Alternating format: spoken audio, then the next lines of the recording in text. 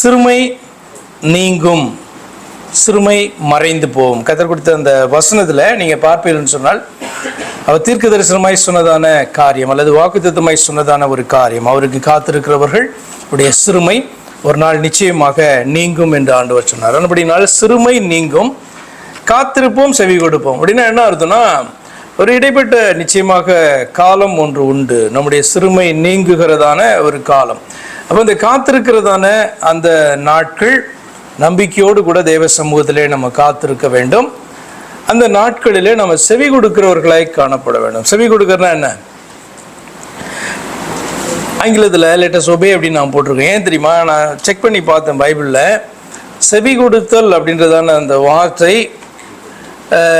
ரெண்டு பக்கமும் சொல்லப்பட்டிருக்கு. அதாவது தேவன் எனக்கு செவி கொடுத்தார், என் சத்தத்தை கேட்டார் அப்படி சொல்லும்போது செவி கொடுத்தார் என்ற வார்த்தை நீங்கள் பார்க்கும்போது ஆங்கிலத்தில் he heard அப்படின்னு போட்டிருக்கு, அதாவது கேட்டாங்க அப்படின்னு சொல்லியிருக்கு.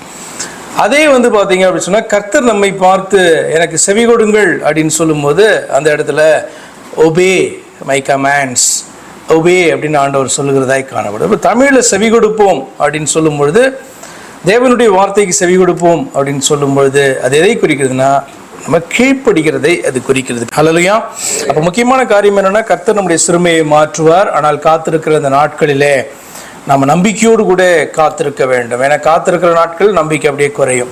அந்த நம்பிக்கையோடு கூட நம்ம காத்திருக்க வேண்டும். சொன்னதை அவர் செய்வார் என்று சொல்லி அந்த நாட்களிலே நிச்சயமாக நம்ம அவருடைய வார்த்தைக்கு கீழ்ப்படுகிறவர்களாக நடந்து கொள்ள வேண்டும் என்பது முக்கியம்.